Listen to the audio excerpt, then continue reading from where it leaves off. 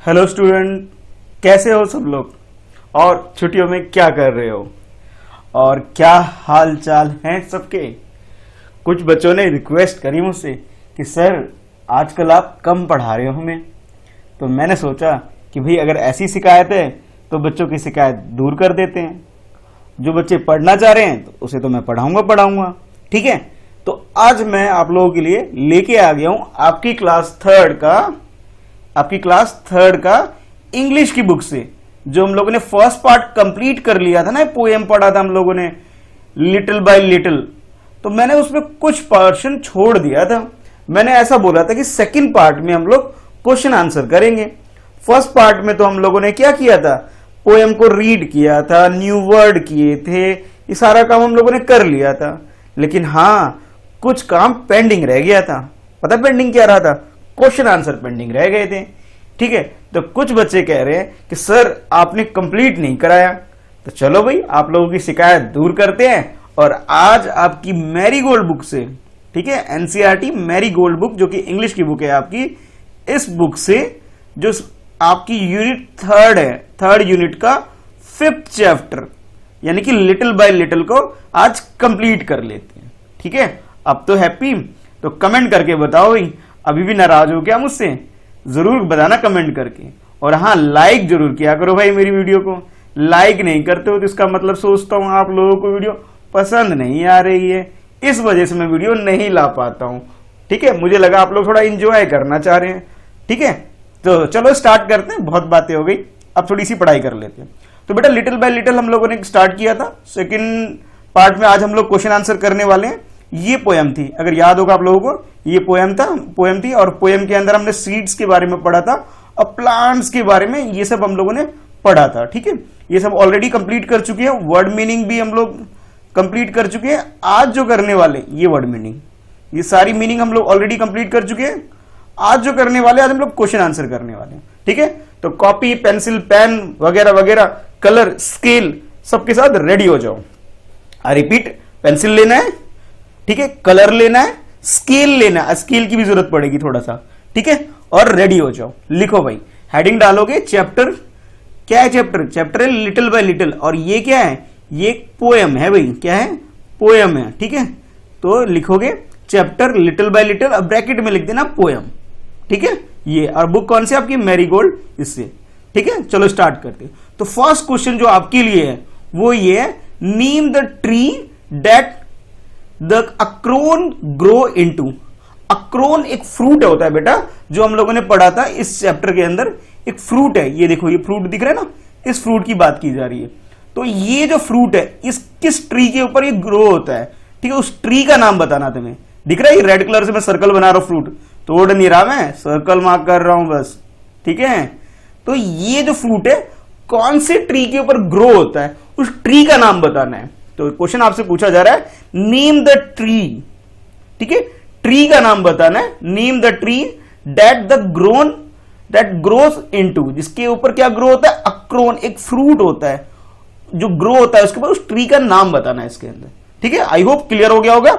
चलो अब इसका आंसर लिख लेते हैं। क्वेश्चन लिख लिया? गुड, कमेंट करो भाई अगर लिख लिया है तो, मैं वेट कर रहा हूं। चलो लिख लिया ज्यादातर बच्चों ने।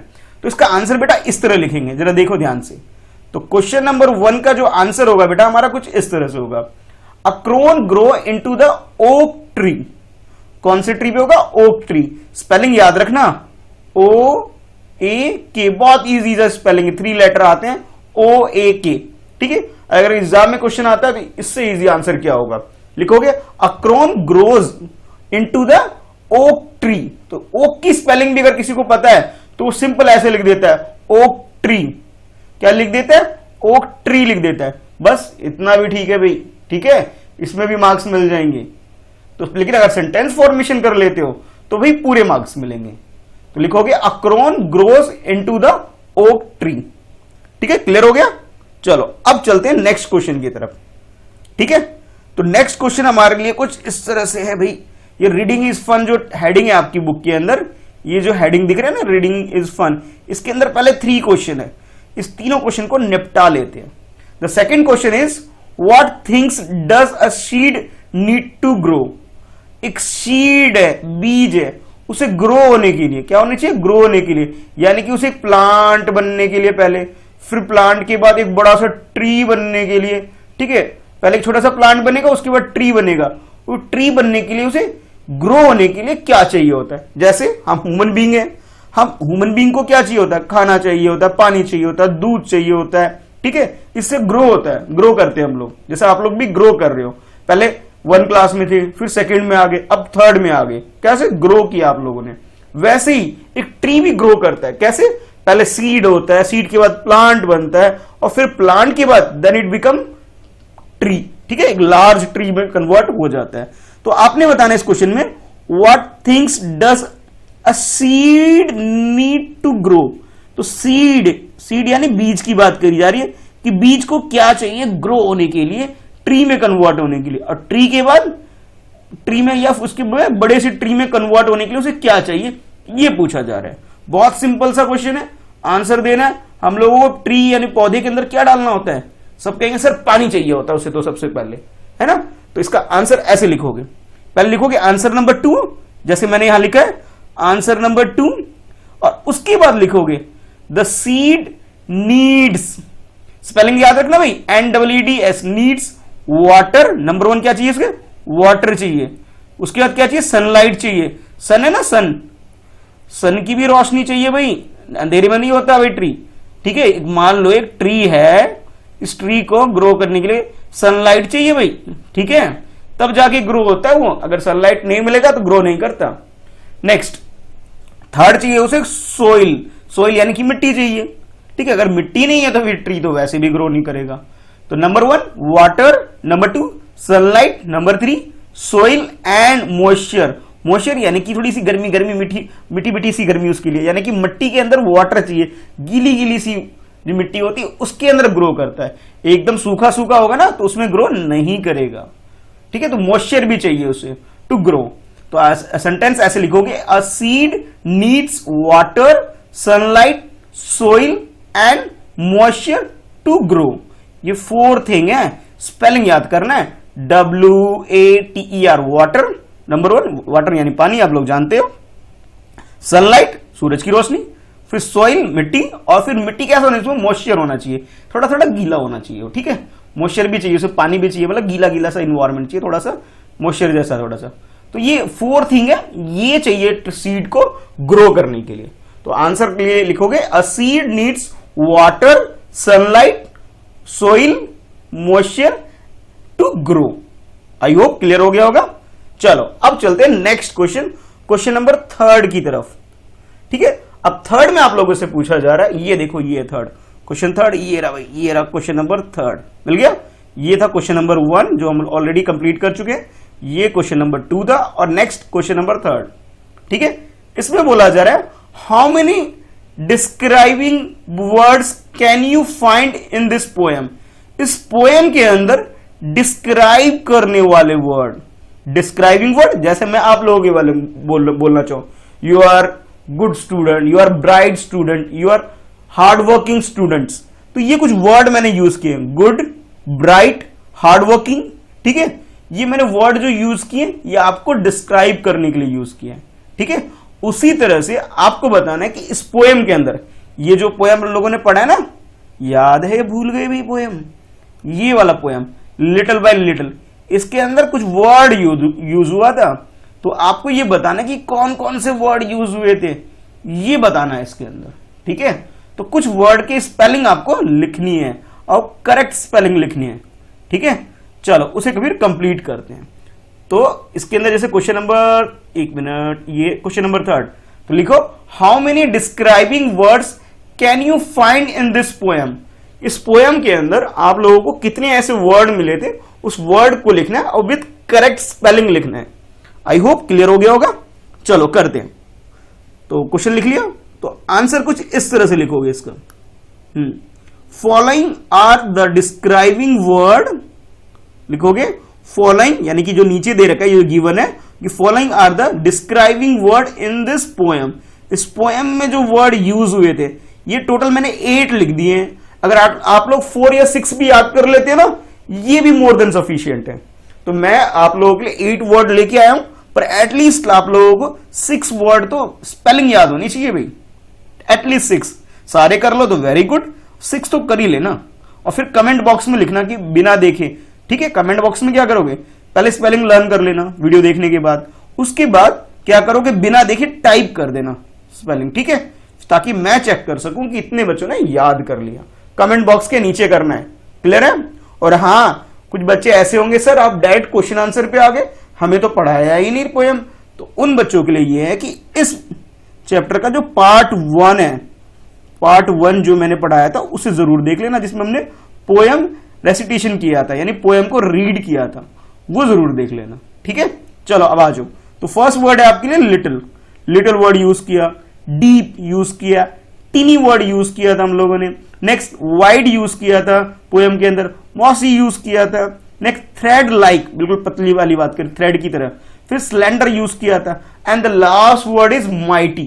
ये कुछ वर्ड है जो हम लोगों ने यूज किया था, लिटिल यूज किया, डीप यूज किया, टिनी यूज किया, वाइड यूज किया, मॉसी यूज किया, थ्रेड लाइक यूज किया हमने, नेक्स्ट सिलेंडर यूज किया, and the final word mighty. ये कुछ वर्ड है इस पोएम के अंदर जो हम लोगों ने डिस्क्राइब किया था। याद करो, मैंने आप लोगों को न्यू वर्ड्स कराए थे और सबकी स्पेलिंग भी बताई थी और मीनिंग बताई थी। याद आया कुछ? भूल गए लगता है। तो फर्स्ट पार्ट को जरूर देखना है, उसके अंदर मैंने लास्ट में सारी स्पेलिंग बताई थी, इन सब की मीनिंग भी बताई थी आप लोगों को, ठीक है। चलो अब करते हैं इस क्वेश्चन को कंप्लीट। तो क्वेश्चन का जो आंसर है, तो आंसर लिख सकते हो, following are the describing word in this poem, ठीक है। ये टोटल 8 वर्ड है, 8 के 8 वर्ड आप लोगों को लिखना है, first, second, third, and this one is fourth, and this one is 5, 6, 7, 8, और एटलीस्ट 6 के क्या करने हैं आप लोगों को, स्पेलिंग लर्न कर लेनी है, ठीक है। जो भी आपको इजी लग रहा है, पहले 6 करो, बाद में 8 भी कर लेना। कुछ कह रहे हैं सर 6 ज्यादा हो गए, तो पहले 4 वर्ड लर्न कर लो, फिर नेक्स्ट 4 वर्ड आगे लर्न कर लेना, ठीक है। तो इस तरह से डिवाइड कर करके अपना काम पूरा करेंगे। चलो अब चलते हैं नेक्स्ट क्वेश्चन क्या है हमारे लिए। तो नेक्स्ट क्वेश्चन में एक पिक्चर है, तो उस पिक्चर को पहले तो ध्यान से देख लो, और ये होने वाला है आपका क्वेश्चन नंबर 4, ठीक है। और टॉपिक क्या आ गया आपका, टॉक टाइम। क्या आ गया, टॉक टाइम। मोबाइल में टॉक टाइम होता है ना, वैसे भाई हमारे इस चैप्टर के अंदर भी टॉक टाइम है, ठीक है ना, इंटरेस्टिंग। तो हेडिंग है टॉक टाइम। क्वेश्चन नंबर 4, पहले मैं क्वेश्चन को रीड करता हूं, पिक्चर को बाद में देखना, ठीक है। पहले रीड कर लेता हूं, फिर पिक्चर ही देखना है इसके अंदर सारा, फिर ठीक है। तो क्वेश्चन है, लुक एट द 2 पिक्चर्स। अब ये 2 पिक्चर किस चीज के हैं, ट्री के हैं। First one is, this one is first one, and this one is second one, ठीक है। दोनों देखना है हमें। अच्छा, अब बोला जा रहा है, find 4 things that are different about these tree. अच्छा, ये क्लियर नहीं हो रहा होगा भाई, 1 मिनट इसे मिटा देता हूं। हाँ, find 4 things that are different about these trees and talk about them. इन दोनों ट्री के अंदर 4 डिफरेंसेस फाइंड आउट करना है हमें।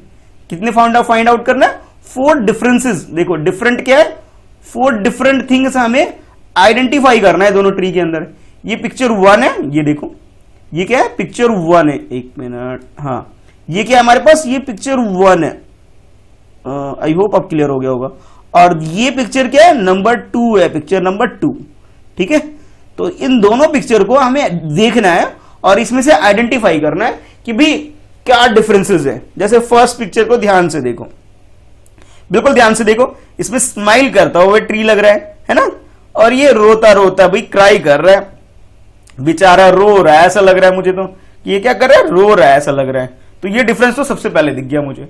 बाकी आप लोग ध्यान से देखो, कुछ कुछ डिफरेंस है, यहां कुछ है, यहां तो कुछ और है, यहां कुछ और है, और इधर कुछ और है, ठीक है। तो ये डिफरेंसेस देखो ध्यान से, ठीक है। बहुत आराम से देखो डिफरेंसेस क्या है। यहां एक बच्चा आराम से मजे भी कर रहा है, यहां तो कोई नहीं है, बल्कि यहां बर्ड्स वगैरह क्या हो रही है, भाग रही है यहां से, है ना। तो आराम से पिक्चर को देखो और डिफरेंसेस आइडेंटिफाई करो। और हमें क्या करना है, आंसर में 4 डिफरेंसेस लिखना है। तो इस क्वेश्चन में क्या करना है, सबसे पहले क्वेश्चन लिखोगे, उसके बाद नेक्स्ट ये ट्री ड्रॉ करना है, पिक्चर 1 वाला भी और पिक्चर 2 वाला भी, दोनों ही ट्री ड्रॉ करना है, क्लियर। तो वीडियो पॉज करके आराम से ड्रॉ कर लो, ठीक है। जल्दबाजी करने की कोई जरूरत नहीं है।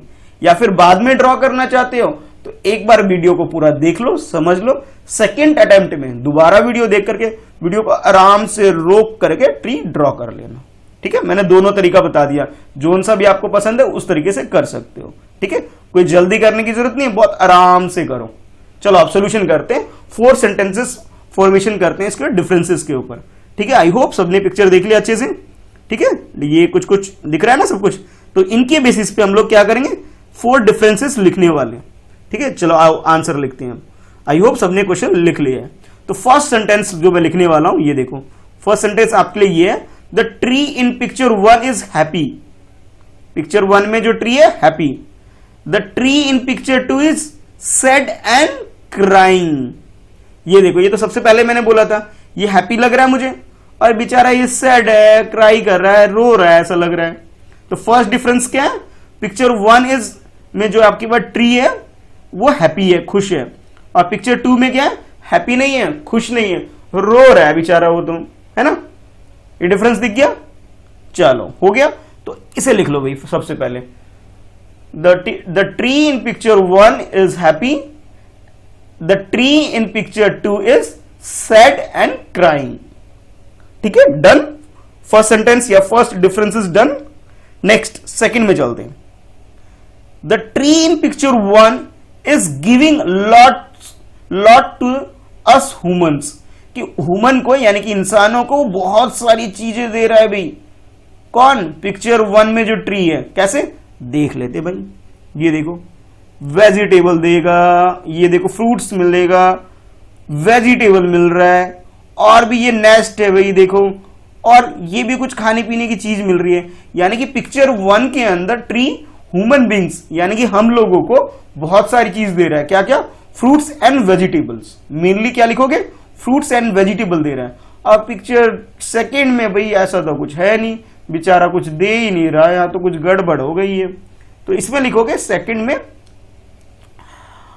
The tree in picture 2 is not getting anything from us. तो उनके जो पिक्चर 2 में जो वो कुछ भी नहीं मिल रहा है उसको हमारे से, ठीक है। एक मिनट, ये एक मिनट, हाँ अब लिखो, इन picture 2 nothing getting anything from us, हम लोग उसे कुछ नहीं दे रहे हैं, वो भी हमें कुछ नहीं दे रहा। और जबकि पिक्चर फर्स्ट में वो क्या कर रहे हैं, हमें ह्यूमन बींग्स को क्या दे रहे हैं, बहुत सारी चीज दे रहा है, और उसे भी बहुत सारी चीज मिल रहा है। हम लोग उसे पानी दे रहे हैं, खाद दे रहे हैं, ठीक है, बहुत सारी चीज हम लोग दे रहे हैं, बदले में हमें क्या मिल रहा है, फ्रूट्स मिल रहा है, वेजिटेबल मिल रहा है पिक्चर 1 में। अब पिक्चर 2 में तो भाई गड़बड़ है भाई, पिक्चर 2 में तो भाई ना हम लोग क्या दे रहे हैं, उसे धुआं दे रहे हैं, ये देखो है ना, हम लोग ट्री के आगे आग लगा रहे हैं, बेचारा परेशान हो रहा है, और ये भी हमें कुछ नहीं दे पा रहा है, ना हम कुछ दे रहे हैं ना ये हमें कुछ दे रहा है। तो ये चक्कर है भाई सेकंड स्टेटमेंट में, ठीक है। तो सेकंड सेंटेंस आप लोगों यहां से लिख लो भाई, ठीक है। अब देखते हैं नेक्स्ट डिफरेंस क्या है। तो नेक्स्ट डिफरेंस ये, the next in picture 1 is proper in shape. तो नेस्ट यानी कि बर्ड का होम कह लो आप, बर्ड्स होती है ना, उनका होम क्या होता है, नेस्ट होता है, घोंसला। The next in the picture 1 is proper in shape, proper shape में अच्छे से घर बना हुआ है। The next in picture 2 is damaged, वो क्या हुआ, डैमेज हो गया, टूट फूट गया, ढंग से उनका घर नहीं है, किसके अंदर, पिक्चर 2 के अंदर। अब पिक्चर 1 में क्या, प्रॉपरली कंप्लीट अच्छे से शेप में। एक बार देख लेते हैं पिक्चर को, ज्यादा क्लियर होगा। देखो ये देखो, पिक्चर 1 में क्या, ये रहा नेस्ट है ना, प्रॉपर शेप में, और यहां तो भाई उबड़ खब्बड़ हो गया, ये खराब सा हो गया, इनका घर, बेचारा का घर लटक रहा है, टूटने वाला है ऐसा लग रहा है बर्ड्स, इसलिए जितनी भी बर्ड्स से बेचारी भाग रही है यहां से। ये देखो, ये भी कह रही नहीं भाई इस पेड़ पे नहीं रहना, हमें तो यहां से जाना है, ठीक है। ये सब क्या कर रहे हैं, छोड़ के जा रहे हैं, क्योंकि इन बेचारों का घर बर्बाद हो गया है, डैमेज हो गया है। और यहाँ पे क्या है, यहाँ पे बहुत अच्छा घर है इनका। तो इसलिए बोला जा रहा है कि इन पिक्चर 1 क्या, इन picture 1 nest in picture 1 is proper in shape, proper shape में है।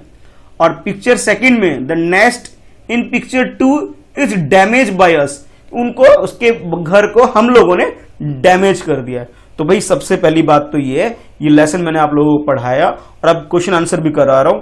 एक मैसेज है मेरा भाई, ध्यान से सुन लो, और ये सबको फॉलो करनी है। कभी भी किसी भी ट्री के ऊपर अगर बर्ड है, उन्होंने अपना घर बनाया है, नेस्ट बनाया, उसमें पत्थर नहीं मारना है, उसको डिस्ट्रॉय नहीं करना है।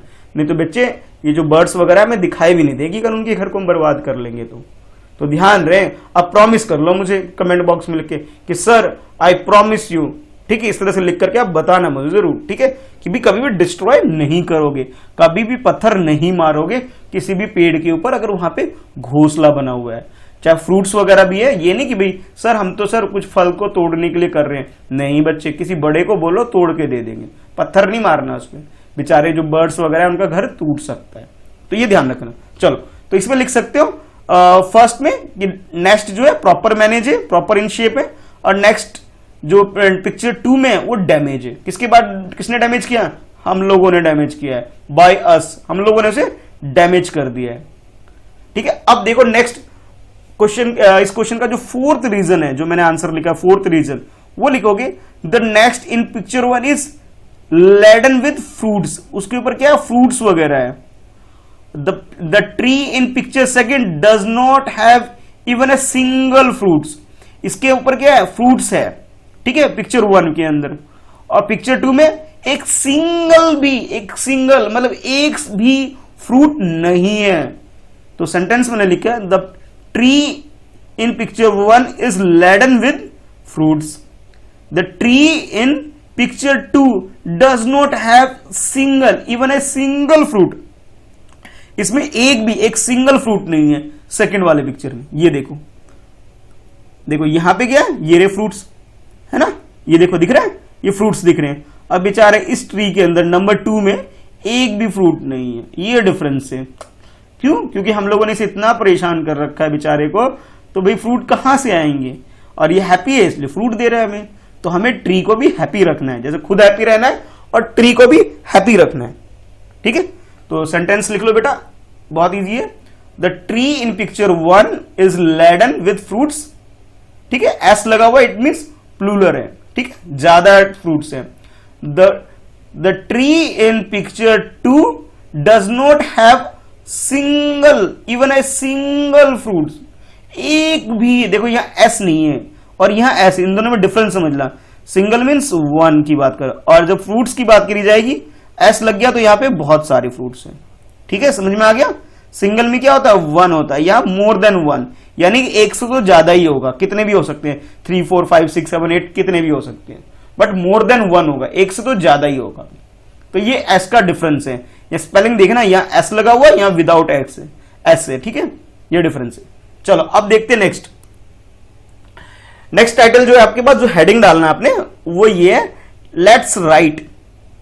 अब क्या करना है? यहां सेंटेंस फॉर्मेशन की बात की जाएगी। ये देखो, ये बच्चा भी कुछ लिख रहा है सोच समझ करके, तो वैसे ही अब आप लोगों की बारी है कुछ सोच समझ के लिखना। जैसे छोटा सा बेबी बैठ के लिख रहा है ना, वैसे आप लोग भी छोटे छोटे बेबी हो और लिखने वाले हो। क्या? मैं बताऊंगा। तो ये बेटा, ये जो था हमारा क्वेश्चन नंबर 4 था, ठीक है। अब ये जो हो जाएगा क्वेश्चन नंबर 5 हो जाएगा, ठीक है। Question number 5, look at picture 1, right 3 sentences on what the trees give us. कि ट्री हमें क्या देता है उसके बारे में एटलीस्ट 3 सेंटेंसेस हमें लिखना है, ठीक है। ये देखो, ये जो पिक्चर देखा था ना, यहां पे हमें ट्री हमें क्या क्या दे रहा है, ये सारी चीजें हमें जो दे रहा है इसके बारे में लिखना है हमें। आई होप क्लियर हो गया वो क्वेश्चन में लिखना है कि ट्री से, पेड़ों से, पेड़ पौधे से क्या चीज हम रिसीव कर रहे हैं। Things that we got from the tree we have to write in 3 sentences, ठीक है। we have to form 3 sentences what we get from the tree। बहुत सिंपल है, आसान सा पूछा हुआ क्वेश्चन। तो यहां पे हमें 3 सेंटेंसेस लिखने हैं। तो पहले क्वेश्चन लिख लो। आई होप आप लोगों ने लिख लिया होगा, बहुत आसान सा है। लिख लिया? चलो ठीक है, चलो मैं सेंटेंसेस लिखवाना स्टार्ट कर रहा हूं, इसका आंसर लिखवा रहा हूं, ठीक है। क्वेश्चन हो गया, गुड। तो सेंटेंस ऐसे लिखेंगे, पहले लिखोगे आंसर हेडिंग में, और नेक्स्ट सेंटेंसेस कुछ इस तरह लिखोगे। The tree gives us fresh air. सबसे पहली चीज फ्रेश एयर टू ब्रेथ, सांस लेने के लिए। अगर आज हम जिंदा है ना बेटा, तो इस वजह से क्योंकि ट्री है। अगर सारे ट्री खत्म हो जाएंगे ना तो हम भी खत्म हो जाएंगे। और सबसे ज्यादा जरूरी चीज पता है क्या देती है ट्री हमें? हमें ऑक्सीजन देती है। ऑक्सीजन की स्पेलिंग तो कुछ और होती है, लेकिन शॉर्ट में जब साइंस पढ़ोगे बड़ी क्लास में तो उसे ऐसे लिखते हैं, O2 लिखते हैं शॉर्ट में ऐसे। इसका मतलब होता है भी ऑक्सीजन। और बोलोगे सर ये कौन सी स्पेलिंग हो गई? भाई ये साइंस में लिखते हैं ऐसा, ठीक है। अभी से मैंने बता दिया, जब बड़ी क्लास में पढ़ोगे ये, ठीक है, इस तरह से लिखते हैं इसे, ठीक है। और क्लास में जब स्कूल में आऊंगा तब डिटेल में बताऊंगा ऐसा क्यों, ठीक है। अभी तो बस सेंटेंस फॉर्मेशन कर लो। The tree gives us fresh air to breathe, यानी कि वो हमें ऑक्सीजन देता है और हम लोग बदले में उसे देते हैं कार्बन डाइऑक्साइड देते हैं। वो हमें क्या देता है? ऑक्सीजन देता है। हम लोग क्या देते हैं उसे? कार्बन डाइऑक्साइड, ठीक है। तो ये दोनों वर्ड याद रखना। ये जो सिंबल्स कुछ इस तरह से लिख रहा हूं ना, CO2, 2 जो मैंने नीचे लिखा है, यहां भी देखो 2 नीचे लिखा है। क्लास में इसकी स्टोरी बताऊंगा कैसे लिखा है, क्यों लिख रहा हूं मैं ऐसा जरूर बताऊंगा, मुझे याद दिलाना, ठीक है। तो पहले लिखोगे first sentence, the tree gives us fresh air to breath, first sentence, ठीक है। Next sentence number 2, they provide us fresh fruits and vegetable. वो हमें फ्रेश, बिल्कुल ताजा ताजा क्या देता है? फ्रूट्स देता है एंड वेजिटेबल देता है। स्पेलिंग देख लेना भाई। दे प्रोवाइड, प्रोवाइड मतलब हमें देता है, ठीक है। प्रोवाइड अस फ्रेश, बिल्कुल ताजा ताजा, ठीक है। Fruits FRUITS, fruits and vegetable. Vegetable की स्पेलिंग देख लो, VEGE, VEGETABLES। देखो यहां भी S लग गया, यहां भी S लग गया। इट मींस प्लूरल है ये, ठीक है। यानी कि more than 1 fruits, more than 1 vegetable, यानी कि बहुत सारा वेजिटेबल देता है और बहुत सारा फ्रूट देते हैं, ठीक है। क्लियर हो गया? चलो अब देखते हैं नेक्स्ट, थर्ड सेंटेंस देखते हैं। थर्ड सेंटेंस में बोला जा रहा है, जो मैंने आप लोगों के लिए बनाया है, they also give us nutrition which are used in making medicine, कि भी कुछ ऐसी ऐसी चीजें देती है जिससे मेडिसिन बनता है। आप बोलोगे सर ऐसी क्या चीज देती है? देखो एक एग्जांपल मैं बताता हूं। सबके घर में तुलसी का छोटा सा पौधा होगा, बिल्कुल छोटा सा, ज्यादा बड़ा नहीं, छोटा सा प्लांट होगा, छोटा सा। उसकी लीफ होती है, छोटी छोटी लीफ होती है। अब बेटा कहते हैं कि भी अगर खांसी हो रही है ना, इसको खा लो बस ठीक हो जाओगे, ठीक है। ऐसे एक मेडिसिन वाला प्लांट कह लो उसे। और इस तरह से बहुत सारे ऐसे प्लांट है और ट्री है जो हमें मेडिसिन बनाने में काफी हेल्पफुल होता है। तो आप लिख सकते हो थर्ड सेंटेंस में कि they also give us nutrition which are used in medicine, ठीक है, which are used in making medicine. कुछ ऐसे तरह के न्यूट्रिशंस देते हैं हमें जिससे क्या करते हैं हम लोग, मेडिसिन बनता है। कौन बनाते हैं भाई? बड़े बड़े जो साइंटिस्ट होते हैं वो लोग रिसर्च करते हैं, कुछ मतलब पता लगाते हैं भी किस तरह से मेडिसिन बनेगा और फिर वो लोग बनाते हैं भाई, ठीक है। तो ये 3 सेंटेंसेस मैंने लिखवाया। Number 1 fresh air, number 2 fruits and vegetable, and number 3 nutrition that are used for making medicine, ठीक है। मेडिसिन वगैरह भी किससे बनता है? ट्री से हमें जो मटेरियल मिलता है उससे बनता है। तो ये 3 सेंटेंसेस थे, मैंने 3 सेंटेंसेस पिक्चर 1 से बनवा दिया आप लोगों के लिए। अब देखो नेक्स्ट, ये था क्वेश्चन नंबर 5, ठीक है। अब देखो question number 6, this one is question number 6, ठीक है। तो यहां पे क्वेश्चन ये है, now look at the picture 2। अब किसकी बारी है? पिक्चर 2 की बारी है कि पिक्चर 2 में हमें क्या करना है, उसे देखना है। Then we have to write sentences. How many sentences? Let read first. Right 3 sentences. कितने sentences? Again 3 sentences, okay. 3 sentence. ये बॉक्स बनाना नहीं है भाई, कहीं बनाने लग जाओ, ये मैं समझाने के लिए कर रहा हूं ताकि आप लोग पकड़ सको कि भाई कहां पे रीड कर रहा हूं मैं। Now look at the picture 2, write 3 sentences on how we harm the tree. अब 3 सेंटेंसेस वो बनाने हैं आपको जिससे आप ट्री को नुकसान पहुंचाते हो। हार्म का मतलब उसे नुकसान पहुंचाते हो, ठीक है। उसके बारे में बताना है कि वो तो हमें बहुत सारी चीज देता है और हम लोग बदमाश लोग क्या करते हैं, बेचारे को परेशान कर देते हैं। जैसे इसको सैड कर रखा है, बेचारा क्राई कर रहा है, किसकी वजह से? हमारी वजह से। हम लोगों ने इसे परेशान कर दिया है। तो देख लो अच्छे से एक बार पिक्चर को, यहां देखो और यहां देख लो, ठीक है। ये सारी चीज देख ली। चलो अब चलते हैं, सेंटेंस बनाते हैं इसके ऊपर, ठीक है। रेडी हो? चलो, किसी ने क्वेश्चन नहीं लिखा तो बेटा क्वेश्चन लिख लो। Now look at picture 2, write 3 sentences on how we harm the tree, ठीक है। How we harm the trees. ठीक है, लिख लिया। चलो अब आते हैं सेंटेंस के ऊपर। तो सेंटेंस देखो भी कैसे कैसे लिखना है। तो first sentence, we use the wood. हम क्या करते हैं, वुड यानी कि जो प्लांट से हमें जो वुड मिलता है, ठीक है, ट्री से जो वुड मिलता है, would of the tree for burning. हम जो वुड को यानी कि लकड़ी के जो टुकड़े को क्या करते हैं, हम यूज करते हैं बर्न करने के लिए, उसे जलाने के लिए। एंड अदर नीड, बेचारा ट्री इतने साल लगा देता है इतने बड़े होने में, और हम सर्दियों में उसे जला देते हैं। किस लिए? ताकि अपने हाथ पैर सेक सके, हाथ पैर को गर्म करने के लिए। कितना दुख होता होगा ना उसे। तो इससे उसे नुकसान होता है, बहुत दुखी होता है वो। ठीक है, ये फर्स्ट सेंटेंस हो गया।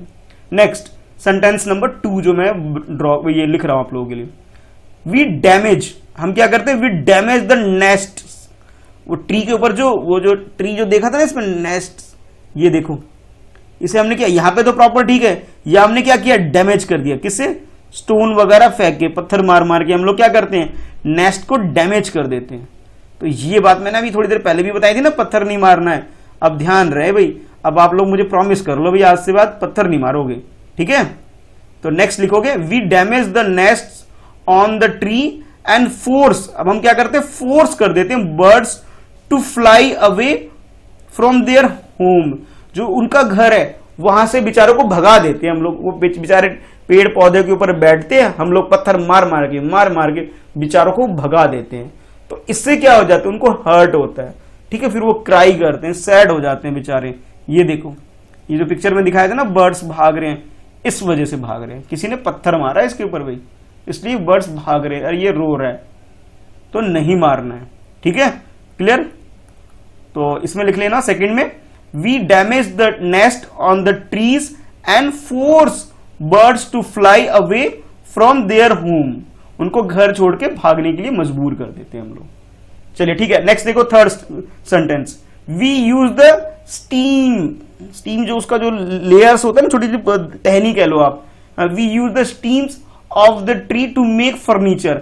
हम उनकी लकड़ियों को यूज करके क्या करते हैं, फर्नीचर बना देते हैं। फर्नीचर यानी कि घर में जो चेयर टेबल वगैरह वगैरह जो हमारे घर में फर्नीचर यूज होता है, गेट वगैरह यूज होता है, ये किससे मिलता है, हम लोग ट्री जो है, मान लो ये बड़ा सा एक ट्री है, हमने क्या किया, यहां से उसे कट कर दिया, यहां से भी कट कर दिया। ये जो वुड आया, लकड़ी आई, इस लकड़ी से हमने क्या किया, दरवाजा बना लिया। अपने घर में क्या बना लिया, इस लकड़ी से दरवाजा बना लिया। और बेचारे ट्री को हमने क्या किया, मार डाला, है ना। ये हमने क्या किया, ऐसे नुकसान पहुंचा दिया एक इतने बड़े ट्री को, जो एटलीस्ट 20 to 50 ईयर्स लग रहे हैं उसे, 20 to 50 ईयर्स लग रहे हैं इसे ग्रो करने में, लकड़ी बनने में, छोटे से सीड से। और हमने भाई एक ही दिन में से काट दिया और अपने घर के लिए एक दरवाजा बना लिया भाई, गेट बना लिया लकड़ी का। तो इसे कितना नुकसान हो गया ना बेचारे को। तो ये लिख सकते हो आप, we use the stems of the tree to make furniture. हम लोग उसके जो ट्री के जो पार्ट है, यानी कि जो ब्रांचेस वगैरह, या फिर आप कह सकते हो उसकी जो स्किन है, एक तरह से जैसे हमारी स्किन है, उसकी बिग स्किन होती है स्टीम्स, उसे हमने कट करके गेट कुछ और जगह furniture as a furniture use कर लेते हैं। टेबल वगैरह के लिए भी यूज कर लेते हैं। किसके लिए, टेबल वगैरह के लिए ना। ये टेबल कुछ देख लेना भाई, मेरे से ज्यादा अच्छा तो टेबल नहीं बना, पर मैंने समझाने के लिए बता दिया। टेबल वगैरह भी यूज कर लेते हैं। ठीक है, तो ये 3 सेंटेंसेस है बेटा, इसे लिख लो, we use the stems of the tree to make furniture. ठीक है, ये 3 सेंटेंसेस है, तीनों सेंटेंस मैंने समझा दिया अच्छे से। ठीक है, चलो अब देखते हैं नेक्स्ट क्वेश्चन क्या है। और ये जो था हमारा क्वेश्चन नंबर 6 था आज के लिए। अच्छा, नेक्स्ट क्वेश्चन हमारे लिए क्वेश्चन नंबर 7।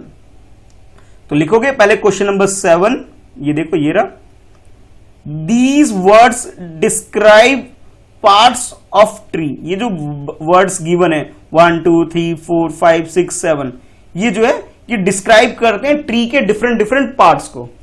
और हमें क्या करना है, हमारे लिए जो क्वेश्चन है, अब वो सुनो। क्या क्वेश्चन है, रीड कर लिया क्या? वेरी गुड, कुछ बच्चे पहले ही रीड कर लेते हैं मुझसे, बहुत अच्छी बात है। तो इसमें write them in given space. तो इसको डिस्क्राइब करना है, इनके ऊपर सेंटेंस फॉर्मेशन करना है और डिस्क्राइब करना है भी इसकी मीनिंग क्या है। क्या करना है, डिस्क्राइब करना है इन सबको। 1 2 3 4 5 6 7। तो पहले ये सेंटेंस लिख लो, क्वेश्चन लिख लो। Question number 7, these words describe parts of tree, write them, इसको लिखना है इन गिवन स्पेस, इसको डिस्क्राइब करके हुए लिखना है हमें, ठीक है।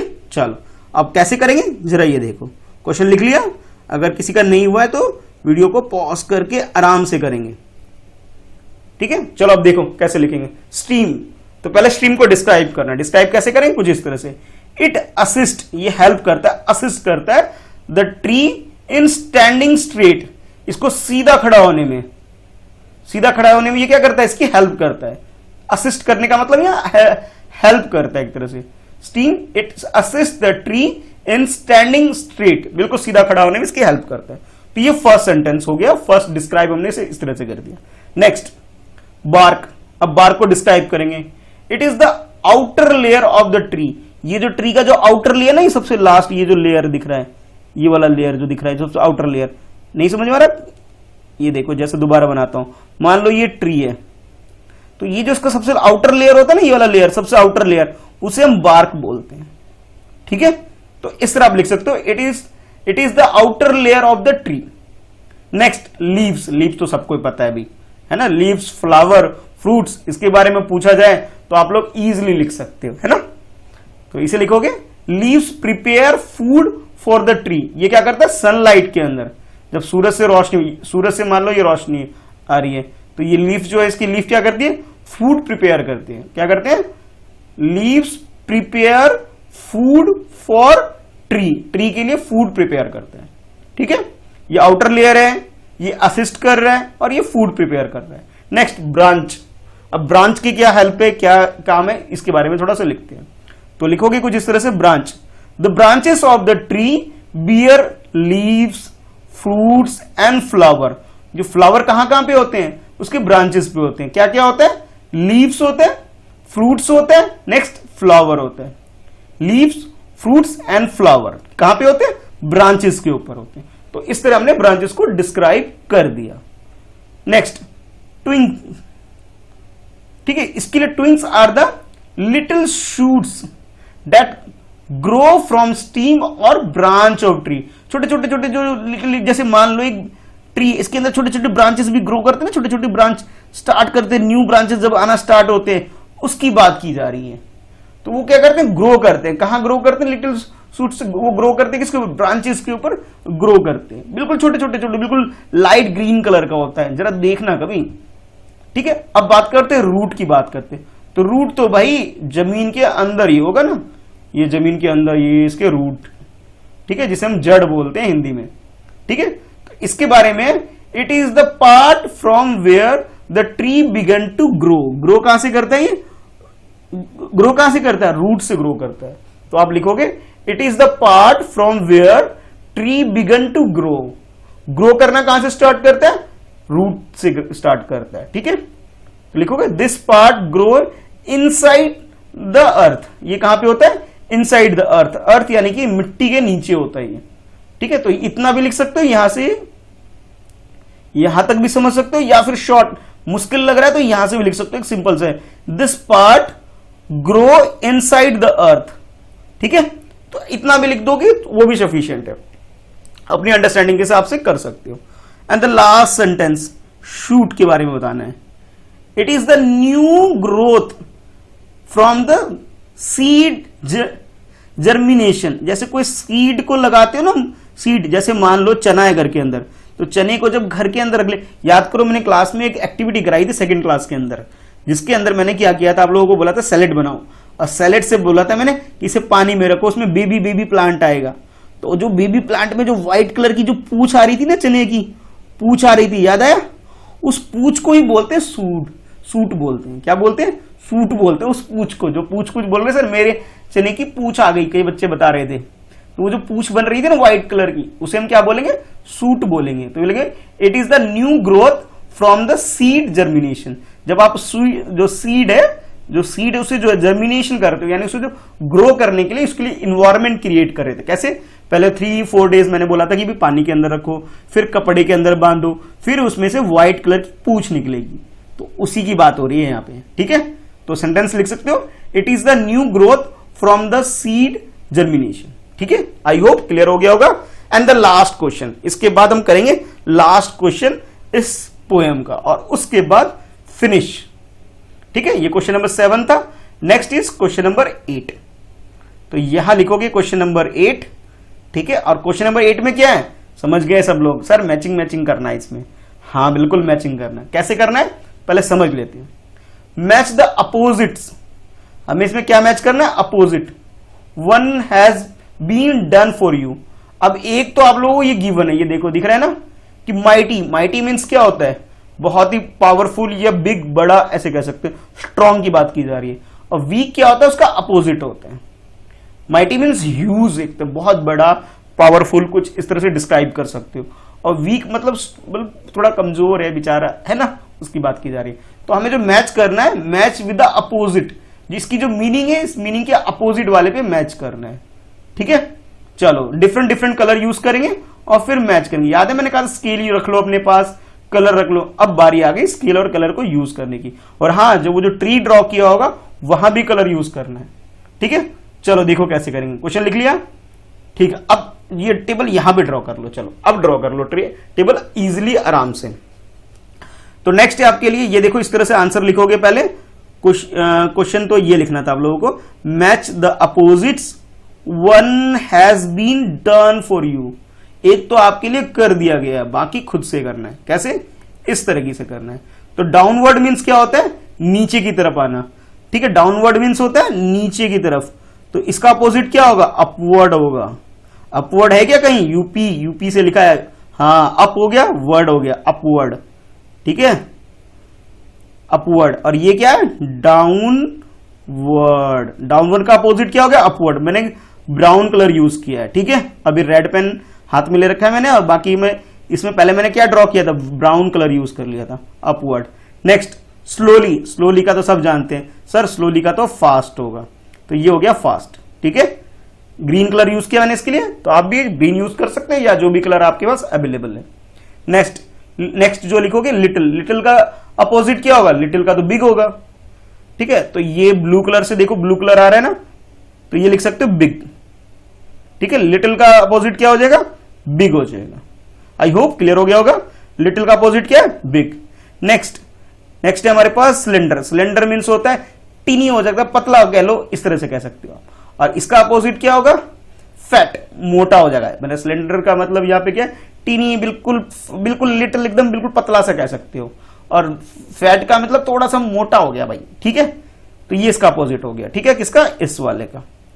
नेक्स्ट वह माइटी। माइटी मीन्स ह्यूज, बड़ा। ठीक है, स्ट्रॉन्ग, इस तरह से कह सकते हो। और इसका अपोजिट क्या है? वीक है इसका अपोजिट, WEAK। और देखो एक वीक और होता है, बच्चे यहां पे ना स्पेलिंग मिस्टेक करते हैं। एक वीक का मतलब क्या होता है?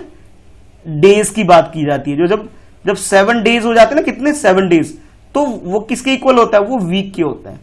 That is different. And weak का मतलब होता है कमजोर। ठीक है, एक वीक का मतलब क्या हुआ?